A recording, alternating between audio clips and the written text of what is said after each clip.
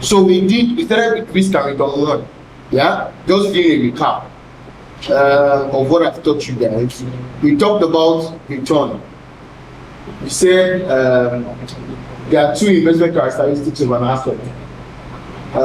We have the risk and the return, yeah, which is what we're basically talking about in this video. Yeah. Under return, I spoke about all the different aspects of return, which I noticed now that they've removed all those things from the curriculum. Probably because it's in your level 1. It's in your QL. Majority of the things I taught you there are already in QL. So that's why they yanked it off. So they went straight to, you have historical return and risk, and you have expected return and risk. Historical return is talking about the past, what has happened. What we use historical return to do is to sort of gauge the performance of an investment, because it's talking about the past. And if you want to check performance, you have to do it after the fact. So using historical return and using historical risk is you checking the performance of that investment.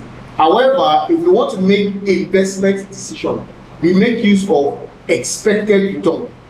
Yeah, which is what I spoke to you guys in my last class, to say your expected return is driven by 3 things: your real risk-free return, your expected inflation, and your expected risk premium. Yeah, where your expected risk premium is tied to, is applicable to the investment that you want to make. Yeah, so we have spoken about that already. Then we went ahead to talk about other investment characteristics. We spoke about the risk and return trade-off, and I always like to say this, that a lot of people always say it is the higher the risk, the higher return. But I would say that it is not automatic that risk, the higher the risk, would lead to higher returns. Yeah, but I would always say from an investor's perspective that the higher the risk you perceive, the higher the return you demand. The person that is giving you that return might not offer you that return, because he might not perceive the risk that you perceive. So it is the risk that you perceive, and risk is, how will I explain it now? Risk is individual specific, investor specific. We can be presented with the same investment. The risk you perceive depends on the risk you perceive. It depends on the risk I perceive. You might perceive a certain level of risk whereby the return that's being offered will be what? Will be acceptable by you. But for me, I might perceive another level of risk that I will want to demand for more return. And if that more return is not given to me, what do? I don't make that investment. So I would always say is, the higher the risk, the higher the return that you demand. Yeah? Okay. And it is this same logic that brought about the concept of risk premium. Yeah? Because that risk premium is the return that you demand for the risk that you perceive. That is what risk premium is. Okay, moving on. So we said other investment characteristics. These are things that you also see in QM. Distributional characteristics, skewness and kurtosis is your, so under distribution characteristics is the return normally distributed. So when you get the probability in QM, you learn probability distribution, and one popular distribution that you will see is normal distribution. So is it normally distributed? Yeah. Does it have skewness and kurtosis? Yeah. Left skewed, right skewed, fat tails, kurtosis. We've spoken about that already. Yeah. Then we said we should also consider market characteristics. And one critical aspect of market characteristics you must remember is liquidity. How liquid is that market? How liquid is the market that investment is trading in? Very, very important. Very, very important. Now, have we talked about, also talked about risk aversion and portfolio selection. I'm just doing a recap. Yeah, and I'm sure, I don't know if you guys must have written it. Yeah, we talked about the concept of risk aversion. Investors are either risk seekers, risk neutral, or risk averse. And I said all investors are assumed to be risk averse, because every investor would always want to be compensated for more for taking on risk, which is the concept of the risk and return trade-off. Yeah, no investors like risk. Then we went ahead to talk about risk tolerance, and we said risk tolerance is the level of risk that you want to expose yourself to in order for you to achieve your investment objectives. Yeah, I'm just doing a recap. I'm sure we must have done this in my last class. Yeah, and I said there's an inverse relationship between risk tolerance and risk aversion. The higher your risk tolerance, the lower your risk level of risk aversion. The lower your level of risk tolerance, the higher your level of risk aversion. Then we went into the concept of utility function, and I said you have a utility, which is this. You have a what? A utility function that helps you to determine the satisfaction you derive from making an investment. And I said that your utility function or your utility score is just a score. On a standalone, it does not make sense. Your utility score is only used for comparison. You use this utility to select the investment that gives you the highest what? Satisfaction. If you have several investment options, you use this function to determine the one that gives you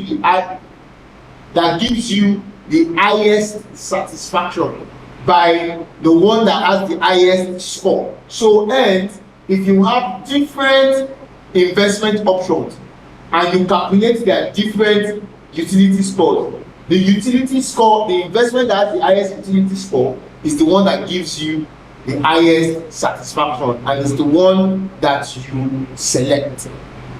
Then I mentioned that in that function that says your U is equals to the expected return minus 1/2 multiplied by A, which is your measure of risk aversion, multiplied by your variance. And I said your measure of risk aversion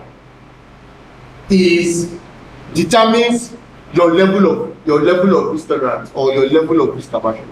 So, and I remember I mentioned that it is a score that ranges from 1 to 10, such that the higher your risk aversion score, the higher the measure of risk aversion, the higher your level of risk aversion. So if your risk aversion measure, if your A is 8, that means you are more risk averse than somebody that has an A of 2. Yeah, fantastic. I can remember I mentioned that to you guys. I hope you guys have not forgotten. I'm just doing a recap, yeah, so that we can all be at the same stage. Yeah, okay. Then I mentioned indifference scores, and I said your indifference score is the graphical representation of the utility function, and it plots the different risk and return pairs or the different investments that give you the same utility. So it means that all investments that are plotted on an indifference score would have the same utility. And I mentioned that the slope of the indifference score is your measure of risk aversion, which is the A. The A determines the slope of your what? Of your indifference score. I mentioned that. Then we went ahead to talk about the capital allocation line. Can you guys remember? We talked about the capital allocation line, and I said that this is your capital allocation line, and this is the equation for the capital allocation line. This is the equation of the capital allocation line. This is the equation for the capital allocation line. Yeah, this is the equation of the capital allocation line. And I said this is your capital allocation line, where if you are invested here, it means that you are 100% invested in the risky. And if you are invested here, you are 100% invested in the risk-free. While if you are invested on anywhere between, on this line, between here and all the way here, it means that you have a portion of your investment in the risky and a portion of your investment in the risky, such that if you are invested here, you have more proportion to the risky. If you are invested here, you have more proportion to the risk-free. And your risk aversion score or your measure of risk aversion can also help you determine where you will be allocated on this line. Because if you are risk averse, you will be investing more in what? Risk-free and less in risky. And if your risk aversion, measure of risk aversion is low, then meaning that you can take risk, you'll be investing more in the risky and less in the what? In the risk-free. Okay. Then I told you that you can also select where you will invest on the capital allocation line by bringing in your indifference score, such that wherever the indifference score is tangent to the capital allocation line, wherever the indifference score sits on the capital allocation line is where you will invest. Wherever your indifference score sits on the capital allocation line is where you will invest, which is where we have our point at what? At M. It is at point M that we are going to invest, because that is the point where the indifference score sits on the capital allocation line. Yeah, I am just doing a recap of all the things I have taught you. Prior to now, we spoke about combining an asset, a risky asset with a risk-free asset. Yeah. Now we're looking at a portfolio of two risky assets.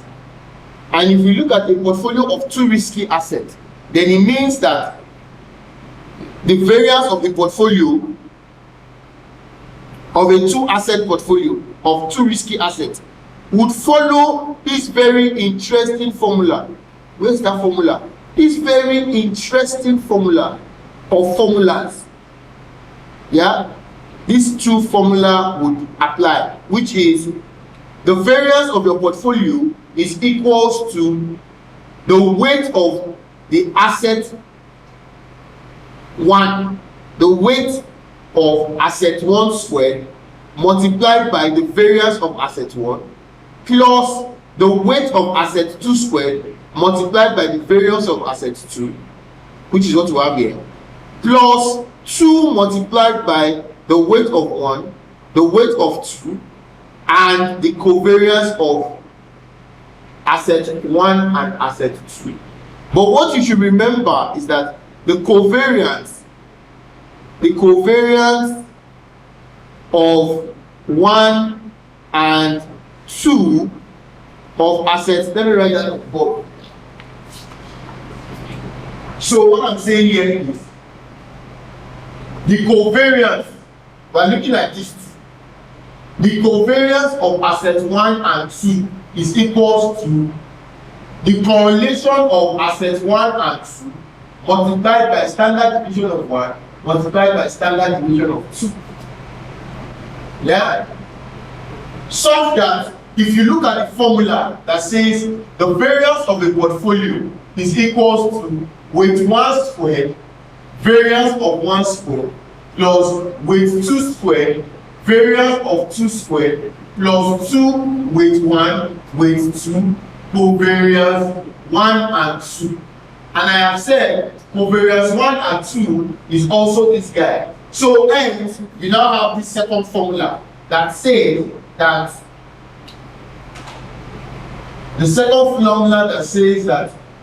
the variance of a portfolio is equals to the weight 1 square variance of 1 plus weight 2 square variance of 2 plus 2 weight 1 weight 2 correlation of 1 and 2 standard deviation of 1 standard deviation of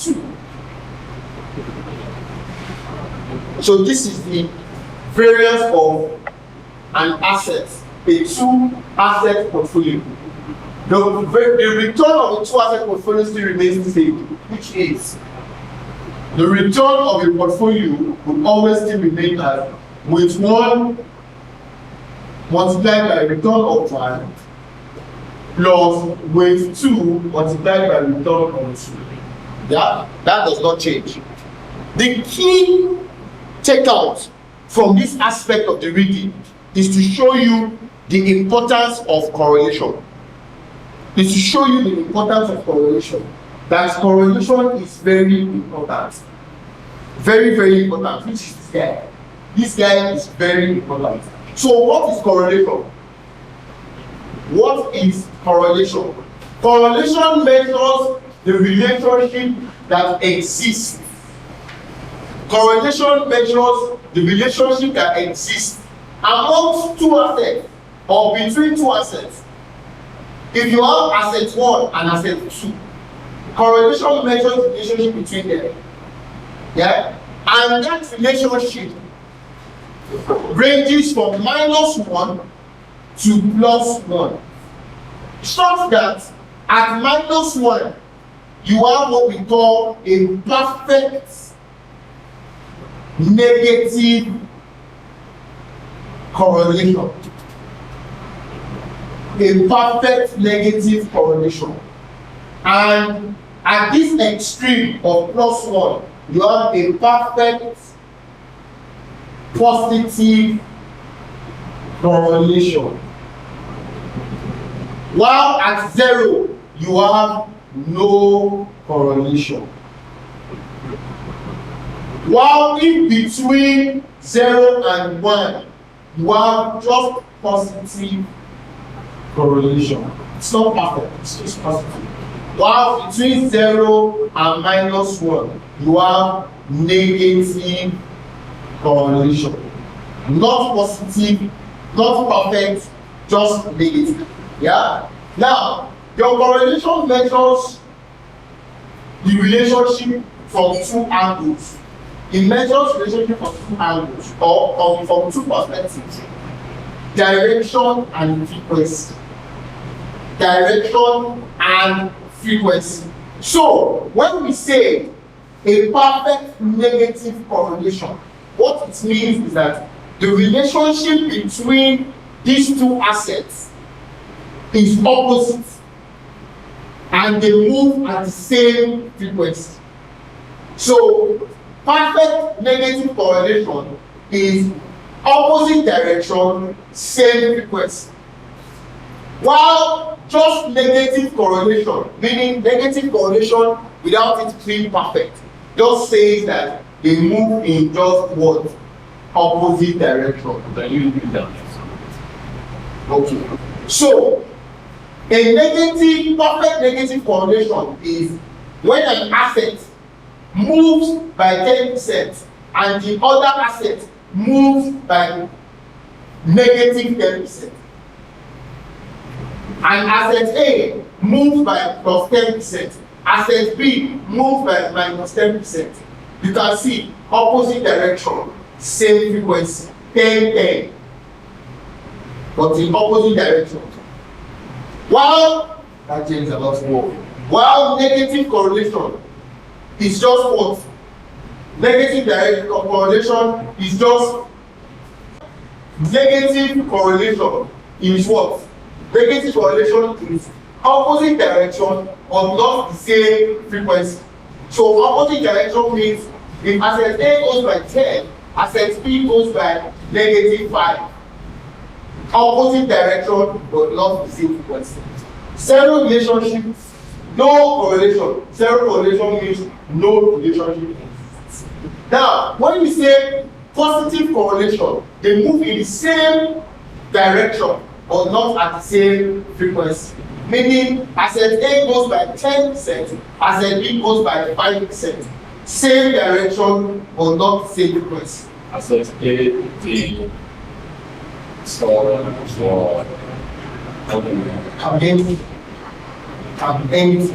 We're not being specific here, we're just saying, imagine that you have two investments or two assets or two stocks or two bonds, or they just move. One generates a return of 10%, the other one generates a return of 5%. It means that good money. It means that they have what? A positive correlation. Yeah, they are moving in the same direction but not at the same frequency. Now, if it is now perfect positive correlation, is when they move at the same direction, same frequency. As asset A is generating 10%, asset B is generating 10%. Same direction, same frequency. That is what correlation is all about. And what we are saying here is, or what we want to tell you, the message we want to tell you is, for portfolio management, this is the most important thing. It is correlation that even gives you diversification. Correlation is everything that we talk about in diversification. When you get diversification, what should come to your mind is correlation. Would you want to invest in stocks that are perfectly correlated, perfectly positive correlated? Why? The guy what? As one is going, as both of them are going up, both of them are going down. So there's no correlation, there's no diversification in that. Diversification is a case where as one is making money, the other one is also what? Making money. But might not necessarily be making money as much as the other one is doing. That's the juicy theoretic.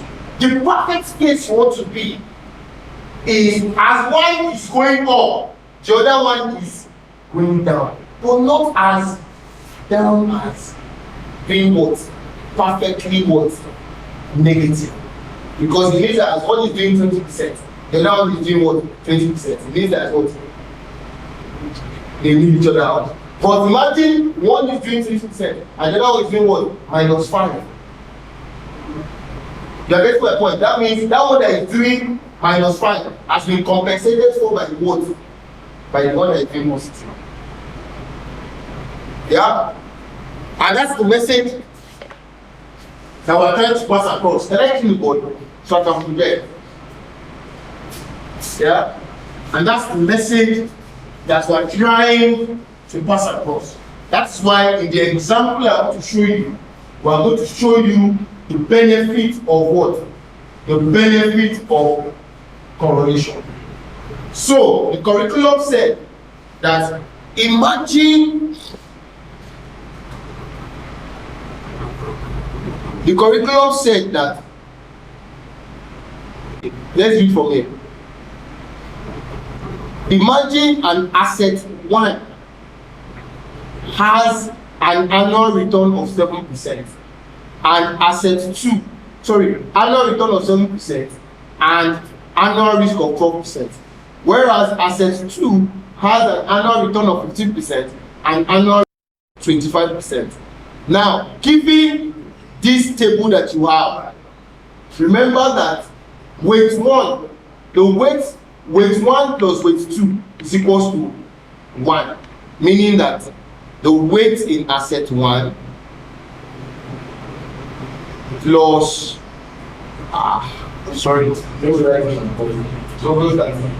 the weight in asset 1 plus the weight in asset 2 was equals to 1, such that weight in asset 2 is equals to 1 minus asset 1. So what they are saying is, if I have, these are all your weights in asset 1, using that formula that I have on the board, it means that if we focus on debt, Meaning weight 1 is 30, that means weight 2 is what? 70. Now they're saying, given that information that we have on, that we gave earlier, this is going to be what? The expected return or the annual return of this portfolio. It doesn't change. However, they're not assuming that. Imagine if these are different relationships, correlation that exists between the two assets. If the correlation is 1, this is what? The risk of the portfolio. If the correlation is -1, this is the risk of the portfolio. You can see, what have you observed? Exactly. As your correlation is moving from perfect positive to perfect negative, correlation is what? Standard deviation is what? Portfolio risk is what? It's reducing. And that's the impact of standard of correlation. If you want to reduce the risk of the portfolio, identify assets that have not perfect positive correlation or low correlation. The one that you can even have that is the best, zero correlation. Among the things, no correlation whatsoever. That's the best that you can ever have. Now, another thing again I want to mention to you that I want you to appreciate is the way you weight your assets in the portfolio also determines the outcome. Now, remember what we do here. 30 in asset 1, 70 in asset 2. We do the reverse. 70 in asset 1, 30 in asset 2. You can sell the return as what? As decline. You can sell the risk too as decline. To the extent that at a point you have a what? A portfolio risk that is almost equal to what? 0. But the difficult thing you will see, and they will tell you, is that it will be hard for you to see a portfolio or assets that have what? Negative correlation. Negative correlation. You know why? Globalization has affected us in a very funny way. So before, gold, we used to see gold as having a negative relationship with risky assets. Because when assets is doing bad, people run away from there and run to what? And run to gold. But for a while now, we have realized that we don't see that relationship again. Correlation, another thing I want to mention is that relationship or correlation does not stay the same forever. It changes as what? As time changes. So with these few points of mine, I hope I've been able to convince you that correlation is very important in your portfolio management journey. Yeah? Correlation is very important in your portfolio management journey. Okay, so correlation is important in your portfolio management journey. Okay, moving on. Now, the curriculum now talks about, please do not forget one thing I will tell you. You will calculate the variance or the risk of the portfolio in the exam. You cannot escape it. So please learn that formula. Now, portfolio of many risky assets. This one, I will just talk through it because I'll be honest with you. I always tell people that I don't see anything from here really coming out in the exam. But the point I just trying to mention here is we talked about a portfolio of 2 assets and we said correlation is important. We are now also telling you that in a portfolio of many risky assets, correlation is also what? Very important. And that is what this section of this reading is proving to us. That regardless of where you are Okay, so as I was saying, this aspect still just emphasizes the fact that correlation is even important amongst many risky assets. So, how you come about that correlation, yeah, don't worry, is beyond CFA, throughout your CFA life. CFA never went beyond two risky assets. But they just want to emphasize the fact that, for comfort, that even with the portfolio of many risky assets, correlation is what is important. Yeah? Okay, moving on. Power of diversification. Power of diversification. Like I mentioned, you cannot talk about diversification and not talk about correlation. Yeah, correlation is that element or that variable that sort of emphasizes diversification. Yeah, and diversification can be achieved. Avenues for diversification. Yeah. So you are looking at different ways at which you can achieve diversification. And like I said, and like the curriculum said, diversification is simple. As long as you are not investing in the same, you are not investing in similar things, you are achieving diversification. So one way is to diversify across asset classes. I buy stocks, I buy bonds. I buy stocks, I buy real estate. I buy real estate, I buy bonds. I buy treasury bills, I buy stocks. I buy commodities, I buy stocks. I buy stocks, I buy bonds. I buy stocks, bonds, commodities. I buy stocks, bonds, money market instruments. I have achieved diversification. But when I pack up my money and buy equities, there's a big sense that I am not diversified. But I diversify from a stocks perspective. Yeah, but like I said, there's this general perception that understanding that risk is driven from an asset class level than the security level. So if the equity market is going up, majority of all the stocks are going up. It's just that some might go higher than the others or faster than the others. So that's why we always say it's best to diversify across asset classes. Some securities can actually. Yes, so those are the exceptions to the rule. That's the one. If the equity market is doing well and there are stocks that are doing bad, then it means that what is driving them to do bad is company specific, not market specific. Because when the market is up, all stocks generally don't go. Yeah. Okay. Like how we had it in January this year in Nigerian equity market. Everybody, regardless of the stocks, even tantalizer that is dead, went up. Yeah. Now, another way to diversify is to diversify using index funds. So index funds are mutual funds that give you access to a particular asset class. So if you are not doing it from a direct perspective, you can do it from an indirect perspective, whereby you invest in index funds that give you access to different asset classes, and you take advantage of it, and you are what? You have achieved diversification. Yeah.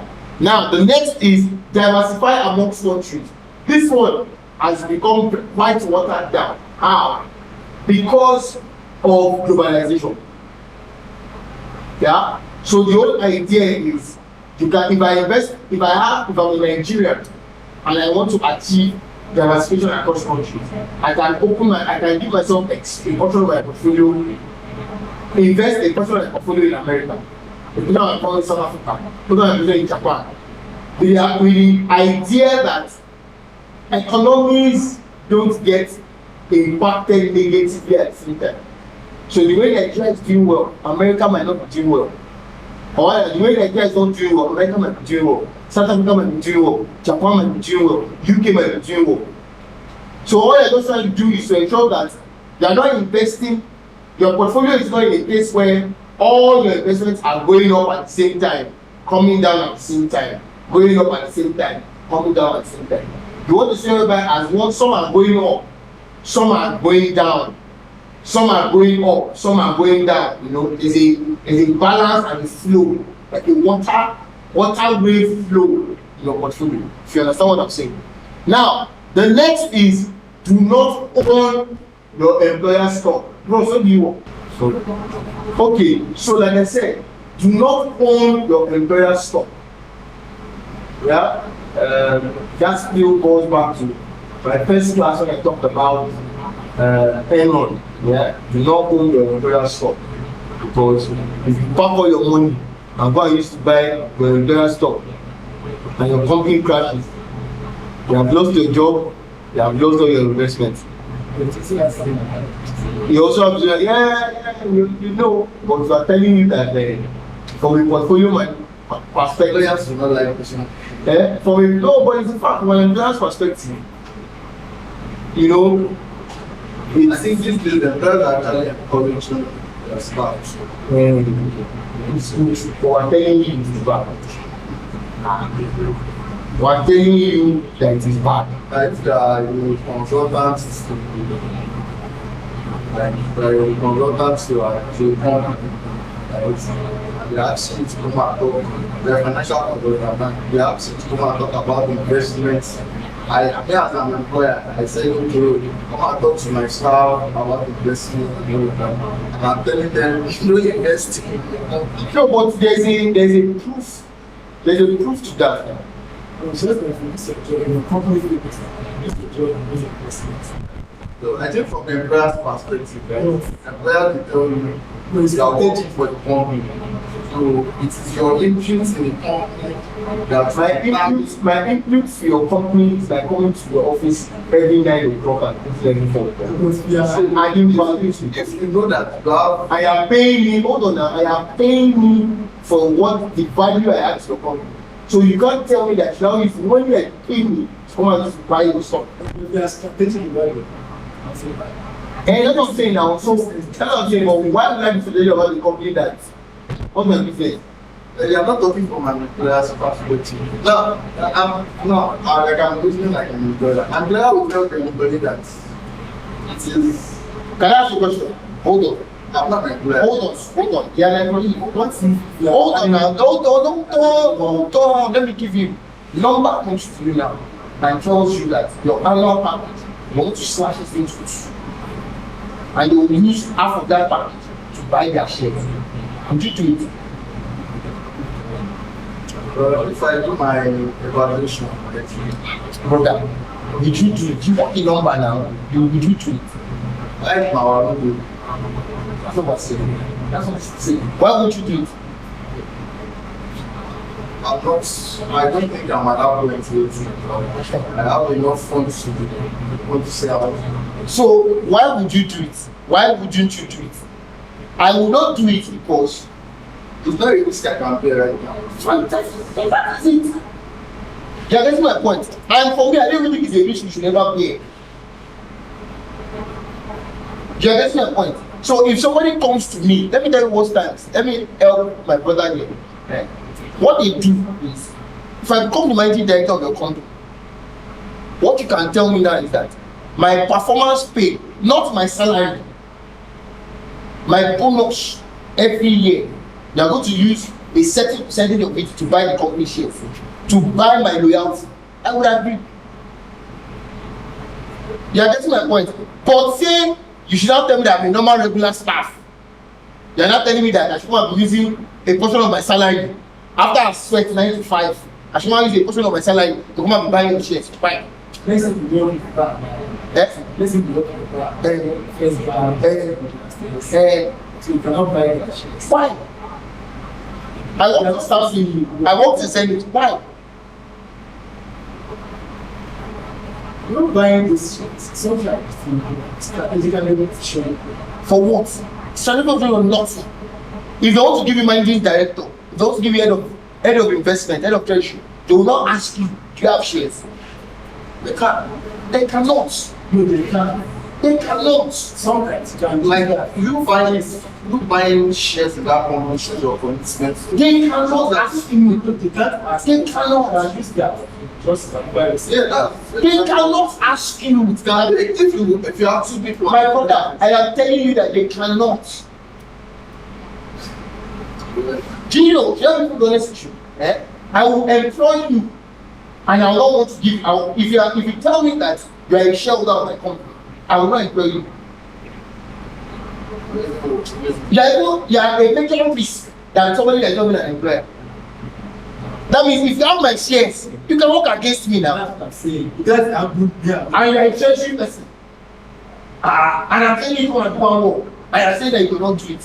That's looking at that. I'm telling you to go and come and do what you don't. You say you cannot do it because it's unethical. What's the next thing that you do? You are you a shareholder? Imagine me telling you a shareholder come and do it all for you. So nobody will ask if you have shares. I have a man in this country. Before you buy a number of shares in his company, they will come and investigate you. What if you are buying this indirectly? In fact, nobody knows. You are just Like, that's my point. If the guy knows everybody that owns more than 1 million shares in this company, I will not say his name. He's a big man in this country. As long as an entity has more than 1 million shares, you will go and do investigations. You won't pursue it. That imagine that person is the staff. So nobody will ask you. Even if you get that, you won't disclose because you have set yourself up. that's what I'm saying. You won't disclose. Don't disclose. You are just like a composite person. You want to acquire particular limits, control, and so on. But at the managing director level, so what they do at an exco level, they eat these and above. They'll tell you, okay, to show your commitment, and all that, the company, loyalty, a portion of your salary, a portion of your bonus will be used to buy shares. So instead of them giving you 50 million or 30 million or 100 million bonus, you slash it to 2. They'll pay you the cash. The remaining balance, you use to buy shares in the company. You are getting on that. Yes.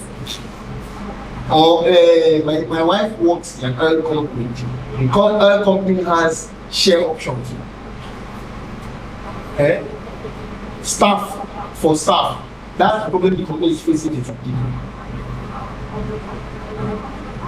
Because the people that are workers are also what? Shareholders. That's the problem that we had when we wanted to buy Union Bank. When Tata wanted to buy Union Bank, that's the problem that we have.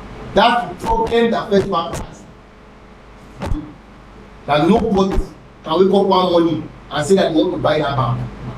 So the First Bank, so I have a fear to end up like Union Bank. Because that's the problem Union Bank has. Shareholder staff didn't want them to buy the bank. He went on the rampage. Anyway, let's move on. So which material is this? Portfolio risk and return. Book. This should be yes. Curriculum. So moving forward. So when you have a portfolio, let's talk about this next part, which says evaluate each asset before adding to a portfolio. You have an existing portfolio and you want to add a security to that portfolio. The curriculum says that before you add a security or add an asset to that portfolio, you need to be able to satisfy the criteria. And that criteria is that the Sharpe ratio of the new portfolio must be greater than the Sharpe ratio of the old portfolio. Meaning that the Sharpe ratio of that portfolio after you have included that new asset must be greater than the Sharpe ratio of that portfolio before you included that new asset. And in order for you to determine if inclusion of that security into that portfolio would fulfill this criteria, this must fulfill. So let us imagine that your new portfolio is portfolio Z and your old portfolio is portfolio B. And the new asset is called new. Yeah?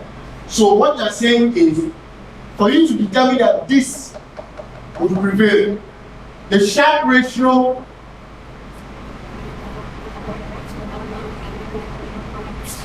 of the new asset must be greater than the Sharpe ratio of this new asset must be greater than the Sharpe ratio of the portfolio multiplied by the correlation between the portfolio and the new asset. That's what we have here.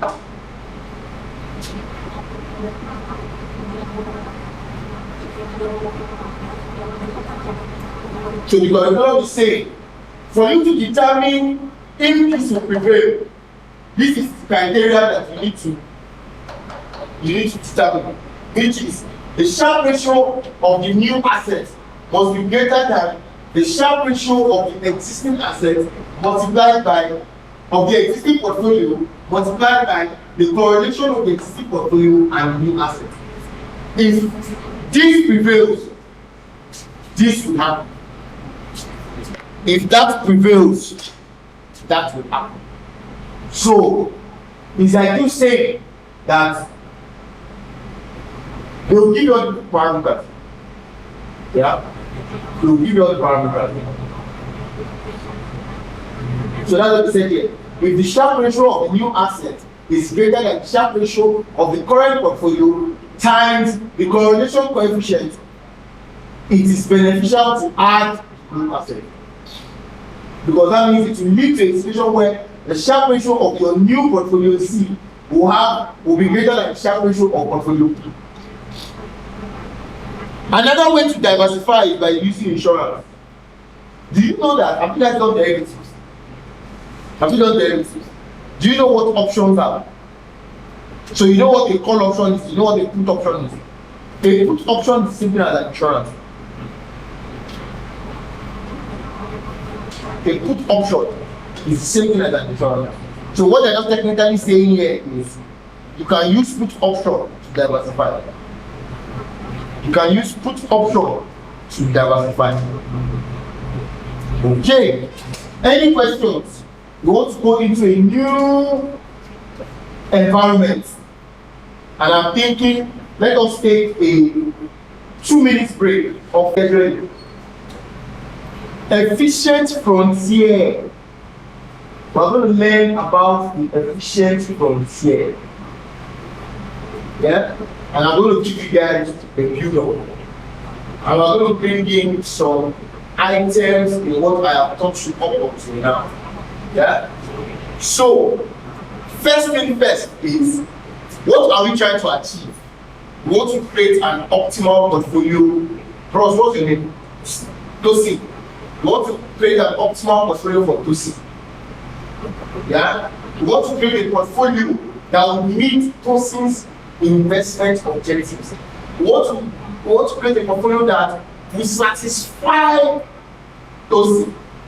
And in order for us to be able to do that, the first thing we're going to ask is, let us itemize all the asset classes that you can invest in Nigeria. What are all the asset classes you can invest in? I'll start with stocks. Can somebody tell me asset classes that you can invest in Nigeria? Bonds. Fantastic. Bonds, let's leave to let's leave fixed deposits. Real estate. Commodities. Crypto. Let's use Bitcoin. Any other thing? Nigeria is very shallow country. Any other thing? Let's stick to this 5. Now, the next question I'm going to ask What is that? Instance. No, let's go and sell. Let's go and see. No, Bitcoin is crypto. Crypto is technically said is an asset. Yeah. Okay. Now, let us ask ourselves a question. How many portfolios have we created with these 5 assets?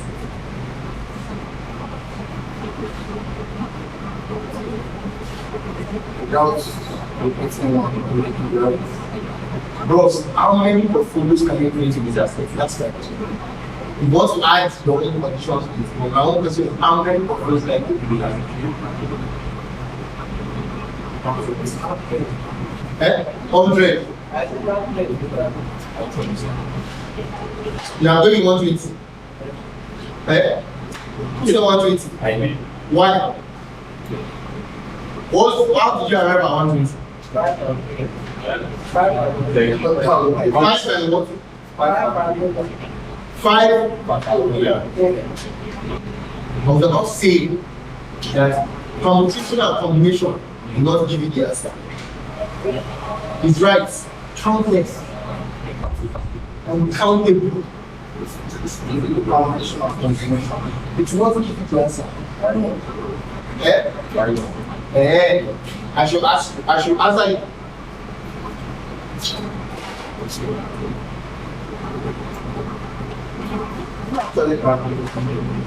Wait now.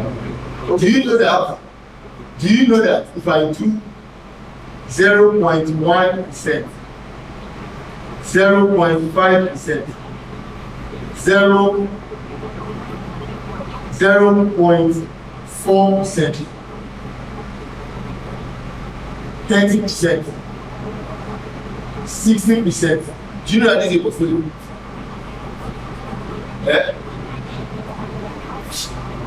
It is also different from if I do 20, 20, 20, 20, 20. Do you get the logic now? So how many portfolios can you do? Are you still going with power? Or you are going with numbers? You can create as many portfolios as you can. But let us assume that you can create 1,000 portfolios for easy analogy. Yeah? So you create 1,000 portfolios. Now, the 1,000 portfolios that you have created is called the investment opportunity set. Can you figure out, remember how we got arrived at the investment opportunity set? We identify all the securities or asset classes you can invest in Nigeria, and we created as many portfolios as possible. Those portfolios that were created from randomly, so we call that randomly created portfolios. Randomly created portfolios. So we have randomly created as many portfolios as possible using these 5 assets.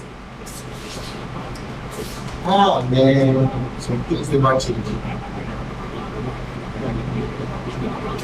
Yeah, we have randomly created as many portfolios using these 5 assets. Those randomly created portfolio form your investment opportunity set. Remember that what are the characteristics of a portfolio? The investment characteristics of a portfolio. What are the investment characteristics of a portfolio? And down. Every portfolio has a return and has a risk. So hence, the 1,000 portfolios that were created must have different returns and different risks. When you plot them, the curriculum said when you plot them, it will look like this. Y-axis is return. X-axis is risk. When you plot them, they will look like this. Yeah? The difference goes into different portfolios. Yeah, different plots and different portfolios. Scattered all over the chart. Yeah? Are we all good? So how did we arrive at investment opportunity set? by identifying all the available investable assets in the market and randomly creating as many portfolios as possible with those identified asset classes. Now, let us now move to our first C. I call it first C. Now you are sieving 1,000 stocks, 1,000 portfolios. You are sieving there to be able to arrive at an outcome. So your first C is what we call identifying the minimum variance portfolio. The minimum variance portfolio. The minimum variance portfolio. Minimum variance portfolio. These are the portfolios that have the lowest risk for the same level of what?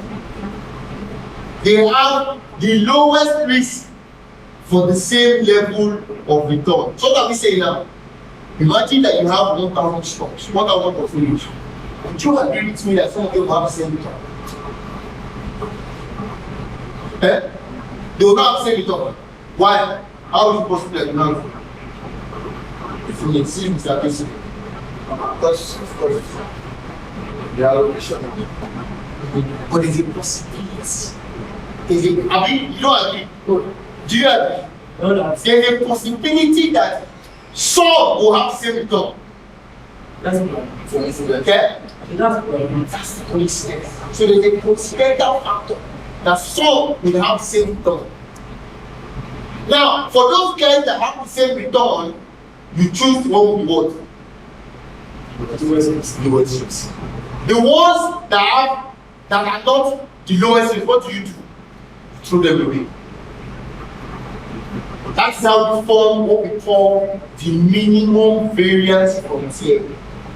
That minimum variance frontier contains the minimum variance portfolios. And the minimum variance portfolios are those portfolios that, from the investment opportunity set, for the same level of return, they have what? Lowest risk. So, this is what I always do. There's a big circle. This big circle is your what? Investment opportunity set. Okay? You have now gone from that big circle to a smaller circle, where this smaller circle is your what? Minimum variance frontier. And it contains only what? Minimum variance portfolios. How did you get here? Given the investment opportunity set, all portfolios that have the same return, you choose the one that's what? The minimum risk. Now, you have not created the minimum variance frontier. Do you know that the curriculum is telling you that within the minimum variance frontier is a portfolio that has the lowest risk? That portfolio that has the lowest risk is called the global minimum variance portfolio. So just looking at the risk. Baba, wait now. You need to be patient for your brother. Yeah? It's called, can you see? It's called the global minimum variance portfolio. Can you see the minimum variance frontier? When I am using graph, I like to use circles for it to make sense. Yeah? So, now the curriculum is now saying that given the minimum variance frontier, there are some portfolios that have the same level of risk. Coincidence, right? Remember that when we were selecting a not the same level of return. So let me give an example. There are 5 portfolios that had a return of 15. The one that had the lowest risk was 18. We now went to another level of 5 portfolios that had a return of 20. The one that had the lowest risk also had a risk of 18. Coincidence. What have you done? You have two portfolios now in the minimum variance frontier. One has a return of 15 and a risk of 18. Another one has a return of 20 and a risk of what? Sorry, a return of 15, risk of 18. Another one has a return of 20, risk of what? 18. When you were selecting them, you use return as a criteria and you chose to go with the minimum risk. That is how you enter the minimum variance. So now in the minimum variance, what do you see? They have the same level of risk, but you are picking the one with the what? Higher return. So that means this guy has been thrown out. So hence, we now have a smaller circle. Let me make this circle. Let me make this one. This is the global minimum variance. Yeah. We now have a what am I? Make it mistake. Let's take it back. Yeah. To make it make sense. We now have another circle that we now call the efficient frontier. And the criteria for the efficient frontier is portfolios within, given the portfolios within the minimum variance frontier, we are selecting portfolios that have the higher return for the same level of risk. Now, see what we've done. How did we get here? This is the one that we want. The curriculum is now saying that anytime you want to select a portfolio for your clients, you select it from what? Efficient frontier. Remember, the global minimum variance portfolio that we identified as one that has lowest risk in the what? Minimum variance frontier. Did you see what I've done? Is a member of the efficient frontier. Is a member of the efficient frontier. You said the GFP is a member of efficient frontier. Yes. It's also a member of the efficient frontier. Why would you say that? Now, The criteria for choosing GFP is not this. Right? That's what we need to choose. So it does not matter at that point you're not looking at the by the time it comes to efficient frontier, how did we select the GMV? you selected based on risk. Select based on risk. The portfolio that has the best risk. Is it possible to have the portfolio that has the same risk?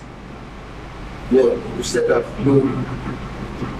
For you to have a GMV, it means it's the only one that has that level of risk.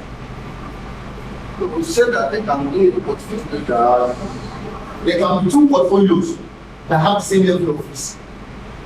Remember, the GMVP is the portfolio that has the lowest risk. Now, the question I'm now asking you is, can you have two portfolios that have the lowest risk? Then it means that there's no GMVP. So, for it to be identified as a GMVP, that means that the only one that has that level of risk. And if you are the only one that has that level of risk, remember the criteria, that means there is no vote that is dominating you. So, hence, the definition of efficient portfolios are portfolios within the minimum variance portfolio, the minimum variance frontier that dominate all other portfolios from a risk and return perspective. So I'm saying that for the GMP, when you selected the GMP as you look at You look at it. You see, you are not a slow time. When you look at it, you not look at it, you only look at this portfolio with the lowest risk. Like, so if you are looking at the portfolio with the lowest risk, I will now come back to the efficient financial. what was the criteria for selecting efficient frontier? Portfolio that has the highest return to the lowest risk. No, that has the highest return for the same level of risk. So if the GMVP has a risk of 10, for it to have been selected as the GMVP, then it means that there's no other portfolio that has a risk of 10. So that by the time you are doing your screen, you have worked to my left now. So the efficient function is selected on the basis of the GMV. No, not on the basis of the GMV. It's selected on the basis, the efficient frontier is selected on the basis of, you are looking at portfolios that have the same level of risk. And you are picking the guy with the highest return. And you are taking that guy and putting it into efficient frontier. Now, when you get to the level of risk of 10, there's only one portfolio that is there. So who has the highest return for that level of risk of 10? Whoever has the highest return comes to efficient. Now I'm asking the same question again. You have come to the GMVP level, sorry. You have come to the GMVP level, sorry, I wrote this will 10 here. You have come to the GMVP level that has the level of risk 10. Yeah? Remember that the reason why you told them was that it's the only one that has risk. So when you get to that level of risk of 10, it's the only one that is there.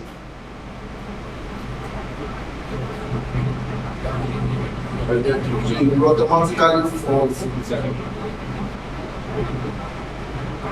And that is why we always say efficient portfolios are portfolios in the efficient frontier. They are domineering or dominating portfolios.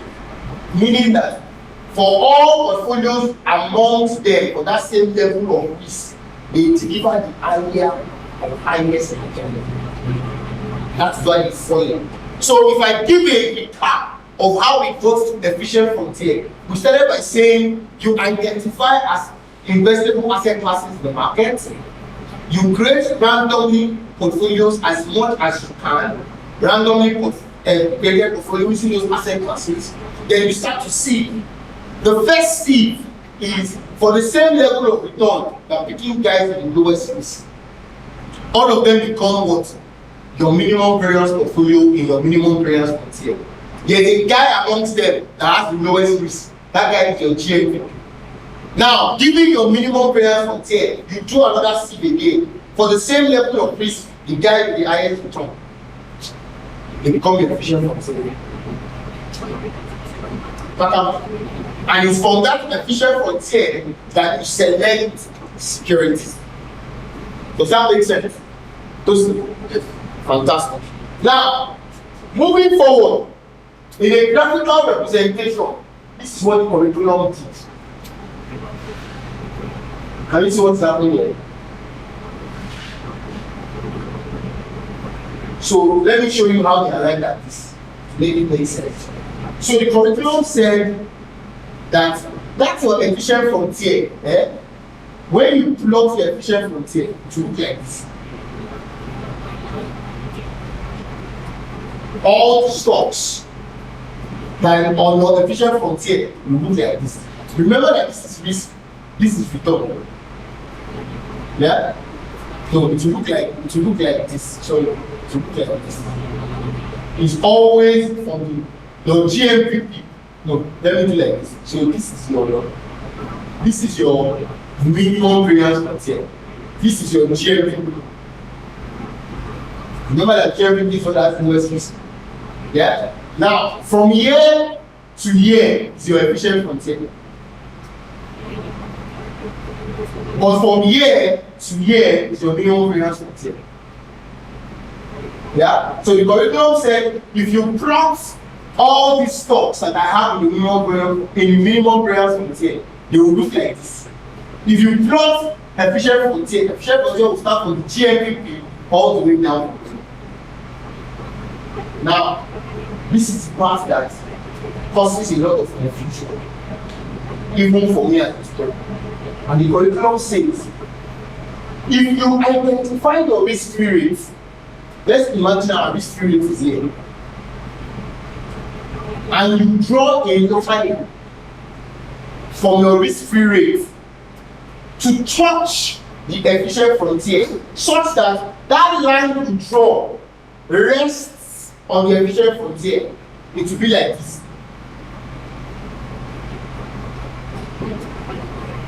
Can you see like it? It's resting on the efficient frontier. Yeah? This portfolio that you have here. I meant by no. So they are saying if you have an arrow, this fluid, and you draw a line from that risk fluid to a point where the line rests on the efficient frontier.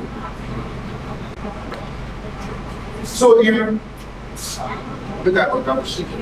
it rests on the efficient frontier. This is they call this the optimal portfolio given the risk-free rate. That's the optimal portfolio given the risk-free rate. You know what that means? Imagine if the RF was here. If the RF was here, would this be optimal? No, because by the time you draw a line, you start 5%. This now becomes the optimal portfolio. Yeah, but in this case, risk-free. This is optimal portfolio given the risk-free. Now, can you guys remember capital allocation line? Because I taught you some few minutes ago, and you can't some few minutes ago. So what we have done here is this is now the capital allocation line. This is now the capital allocation line. This line from here to here is now a capital allocation line that combines this portfolio, let's call it P, that combines this portfolio P with this, such that if you are here, you are 100% invested in this optimal portfolio. If you are here, you are 100% invested in the risk. Then, if you are between here and here, you have proportions in the risk free and proportions in portfolio B. The curriculum is not saying that how do you determine where you will sit on this line? What do? You bring in your indifference curve, such that if your indifference curve comes like this and sits on this point is now Tosin's. Remember that indifference curve is personalized because you have the words. This is our measure. It now becomes Tosin's optimal portfolio.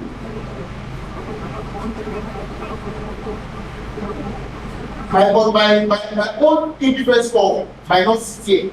My own indifference curve might be like this. So that this becomes a men's optimal portfolio. Does that make sense? This our capital allocation. Yes. The cost come back to our investments, our income payments. Which one? No, This guy is part of the artificial frontier. That guy is here. Well, this guy. This one. And so that's what I'm saying now. So this what is connecting, what is creating this line is the portfolio that you have created that combines this guy, that is the efficient frontier, and your risk rate. Does that make sense?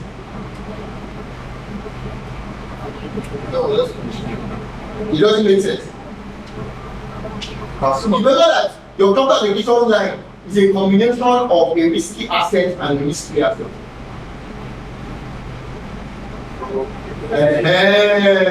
So you have picked, all we are you have risky assets. yes, something are risky assets. So you have picked a portfolio, one portfolio here, which is portfolio B, and you have now combined that portfolio with risk-free. You have not created different portfolios. When you close different portfolios, this is capital allocation line. Now, which of these portfolio will you invest in? You bring in your indifference curve. Bam. Those things, they are on fire. They are on fire. And that is what the curriculum has done. When you come to this point, where is it? Sorry, I'm moving too fast. Sorry. When you come here,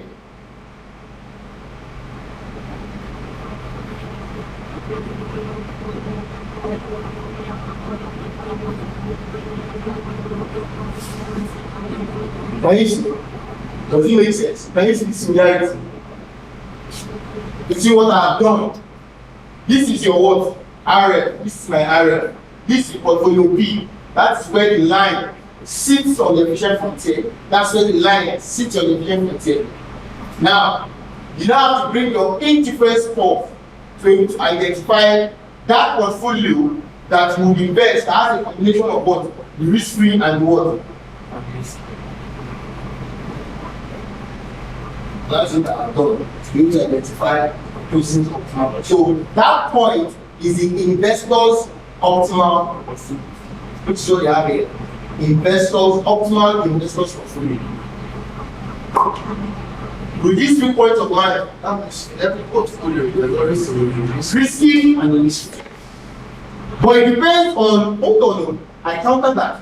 It depends on your risk tolerance and risk aversion. If your risk aversion is very, very, very low, you might have all your assets in what? Risky. And you get and if you are very, very, very risk averse, anything that you have done is useless because all your money will be in what? In risky. Yeah? So, with these few points of mine, I hope I've not been able to convince you, but confuse you.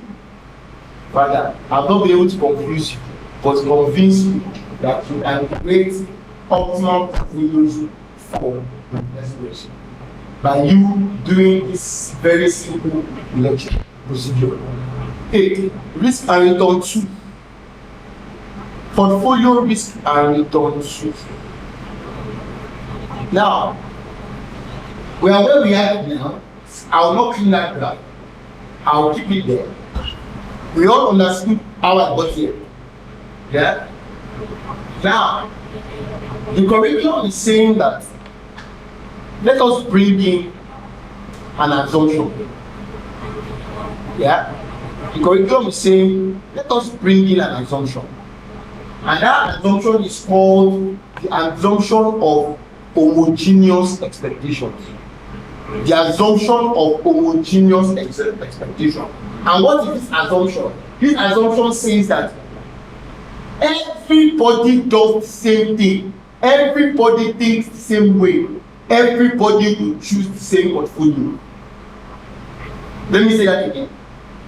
If we bring in the expectation, the assumption of homogeneity of expectations, it means that all investors do the same calculation, all investors have the same expectation, all investors make the same investment decisions, all investors will own the same portfolio. So that means there is one unique portfolio that satisfies all investors. That means that portfolio, no, not satisfied. That portfolio is the optimal portfolio for all investors, irrespective of risk-free rate. That portfolio is the optimal portfolio. That portfolio can be termed as what? The market portfolio. That portfolio can be termed the market portfolio. So that means there is no more need for efficient frontier. Remember what I call the efficient frontier? I said the efficient frontier is that portfolio where there's as I was saying. So I said if you bring in the concept of homogeneous expectations, yeah, it makes you have one unique portfolio that satisfies all investors regardless of risk rate, and that portfolio is called the market portfolio. Yeah. So if you bring in the market portfolio into the concept, it eliminates everything that I've learned regarding efficient frontier, because it means that you don't need to create efficient frontier. Remember, if you have identified all the available investments in a particular region, like in GTA, all of them will contain the what? Market portfolio. You will create the same portfolio. He will create the same portfolio. He will create the same portfolio. He will create the same portfolio. All of you will have the same portfolio giving this price stock. that automatically becomes efficient. That automatically becomes the market portfolio. The portfolio that all market participants are going to invest in. Market portfolio. So it means that if you think about it logically, again, everything that I have done here is a what? Is a waste. So it becomes all these ones rubbish. What you just have is your normal, what you just have is your normal capital allocation line that has market portfolio here. But at that point, we don't call it market, or we don't call it capital allocation line again. We now call it what? Capital market line. So the capital market line is a line that shows the various combinations between the what? Market portfolio and what? And the risk rate. I think it's just insurance. I never got people in real life. When we get to the end, let's keep going. Let us flow with what the curriculum is telling us. Yeah, we now have what we call the what? The market portfolio. This capital market line also has its own equation, which is the expected return on the portfolio is equal to the risk-free rate plus the expected return on the market minus the risk-free divided by the standard deviation of the market, everything multiplied by the what? The standard deviation of the portfolio. This is the equation of the capital market line. And the slope of the capital market line is this, which is what? Sharp ratio of the what? Of the market. The sharp ratio of the market. And just as I have told you before, if you are invested here, if you are here, you are doing what? If you are here, you are doing what? 100% in the market. If you are here, you are doing what? 100% in history. If you are between here and here, you are either doing what? You are doing proportionately between the risk-free and market. Cross, are you okay?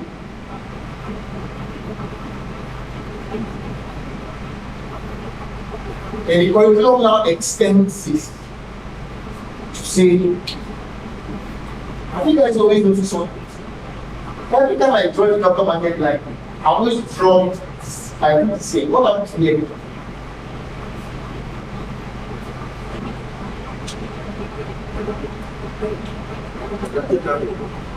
Should I tell you? What I said is every time I draw the capital allocation line, now I'm drawing the capital market line, I still use place here intentionally. And I'm asking, if you do 100% here, 100% here, what happens to points above beyond the market field? How do you achieve points beyond the market field? You have to leverage. You have to leverage. So it's only leverage that takes you beyond this point. So areas here is leverage. But the curriculum is saying that normally what is leverage should be risk-free assets. So you cannot leverage risk-free assets, meaning that you cannot borrow at the risk-free rate because you are not the government. You cannot borrow at the risk-free rate because you are not the government. You understand my point? You borrow at a rate higher than what? Than the government. So hence, your borrowing rate will be somewhere around here, which we call as RB. If you draw a line from your borrowing rate to the risk-free rate, you now have something else.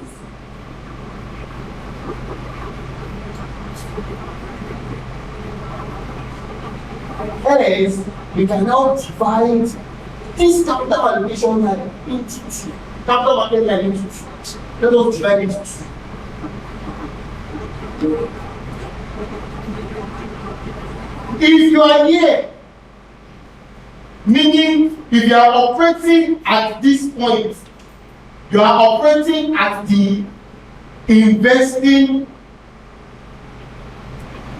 or lending, yes, lending portfolio side of things. If you are the lending portfolio side of things, these lines are applicable.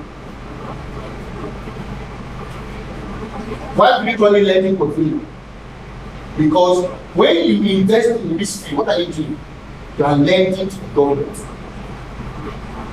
When you invest in this field, and then if you buy a trading bill now, what are you doing? And then to the federal government. So this is the portion where you have a proportion in the market portfolio and a proportion in the risk field. So it is here that you are lending to the government. Yeah. However, if you are on this side, this guy is not important. It is now this guy that is important. Now you are not in the what? You are now in the borrowing portfolio side of things. Because it is at this point that you are doing what? You are borrowing at the current rate and investing in what? In the market portfolio. That's when you are extended at this point. So you can see that it's not a straight line. It's now what we call a kinked line. So your capital market line is always kinked because you have the lending portfolio side and you have the borrowing portfolio side. The capital market line is always kinked at the market portfolio. Because anything beyond the market portfolio, you have to borrow to invest. You have to borrow to invest. So your capital market line is always kinked.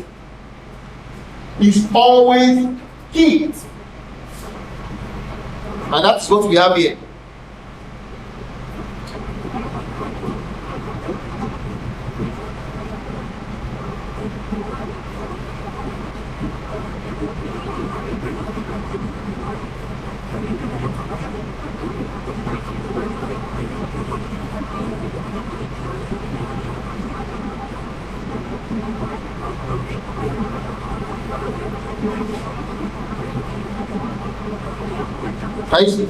Is always kinked.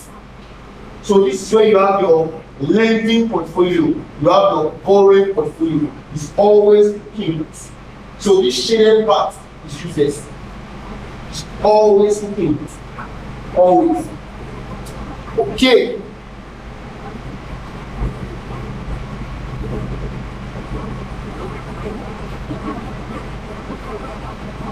Let me see this. Yes. This is where I'm going to stop. For today. Can I clean the board? We're done with all this gymnastics. Can I clean the board?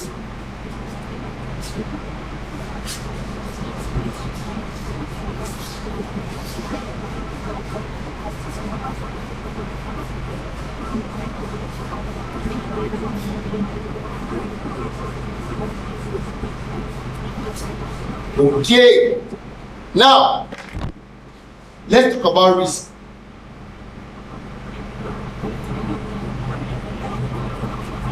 The curriculum is telling us that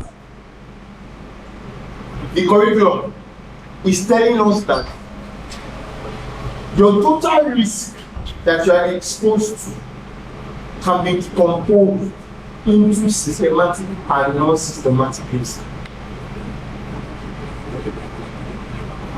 And your systematic risk is the risk that you cannot avoid. Is the risk that you face as long as you are exposed to that investment or security. While non-systematic risk is the risk that you can diversify in, is the risk that you can avoid.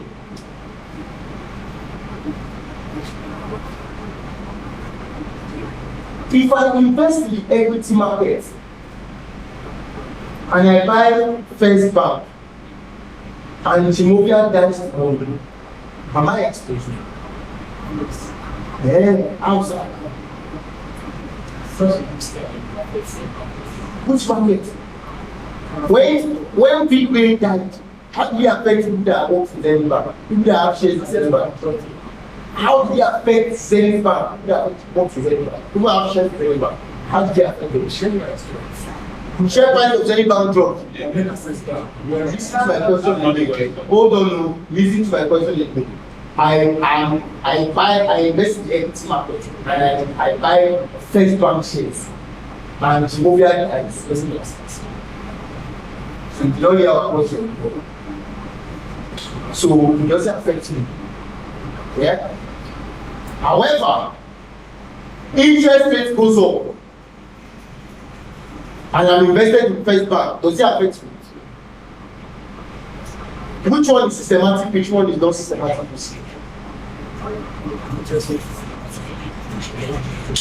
Jimovia dying is what? Does it make sense? This is what I just made it for you guys now.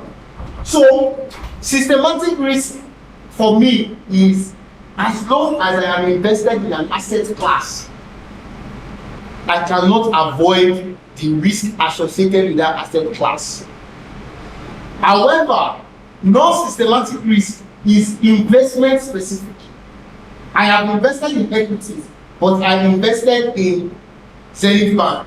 Jimovia dies. I could have avoided that risk. Couldn't I? By investing or investing in. But as long as I am invested in Zenith Bank and Jimovia dies, I am affected. This is the question I like to ask the class. Given these two risks, remember that saying that you should be compensated for every risk. Which of these two risks must you be compensated?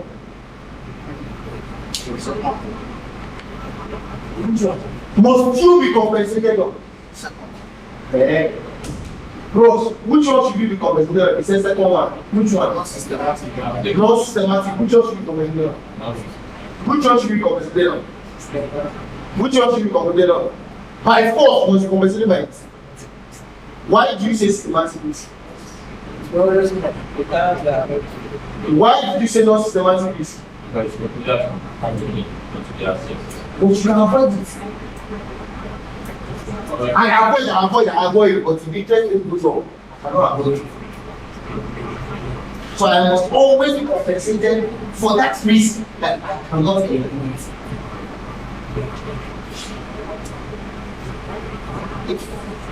If I come to invest in your assets, you asset that's non-systematic. But I'm there. Is there an alternative for my company? That is the other one that The question here is whether there is an alternative. You are just saying that if I'm to invest in your non-systematic, then you must compensate me for. Like, if I'm invested in any risk, you should be compensated for it. If you are invested in any risk, you should be compensated for it. But my question says, which risk must you be compensated for? Must. What if you don't avoid it? As long as I'm an equity guy, I must be compensated for interest changes. But that Jimovia is married, must not buy Jimovia's place. Jimovia is also be training you and die. And if you die at time, something will happen to Zenith Bank. I promise you that. Zenith Bank can never be the same, that one should die. So what should I buy Zenith Bank to? I can't buy some. If Dangote should die now, like when people die, it's no problem. Big problem, Nigeria should pop here, not in Nigeria. That's what Tinubu said to the elite. Which you guys don't understand. This is about years for that. That's what Tinubu said to the elite. By not, how will I explain it now? By not making him relevant to the government. How is what? That was the really system. And so that's what they're getting. How are they getting to watch and see? Don't worry, just for family. Watch. It's time. Don't worry. Watch, no, just watch and see now. What like during the last government, when they not depending on Dangote refinery. That was more like everybody was just being faced with whatever it was. They didn't spend money to Wait now, bro. They depended on Bro.